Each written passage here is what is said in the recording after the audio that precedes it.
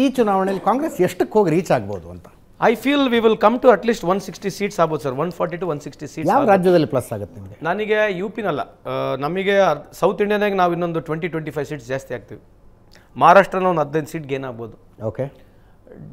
North ಈಸ್ಟ್ನಲ್ಲಿ ಒಂದು 10 to 11 seats ಜಾಸ್ತಿ ಆಗ್ಬೋದು ಸರ್. 160ರಿಂದ 170 ಅಂದರೆ ಈಗಿರೋದಕ್ಕಿಂತ ಮಿನಿಮಮ್ 100 ಜಾಸ್ತಿ ಆಗೋದ್ರ ಬಗ್ಗೆ ಮಾತಾಡ್ತೀವಿ. Very ambitious. ರಫ್ಲಿ ಒಂದು 80 ಸೀಟ್ಸ್ ಜಾಸ್ತಿ ಆಗ್ಬೋದು. ನಾವಿನ್ನು 120 ವರೆಗೆ ಬರ್ಬೋದು.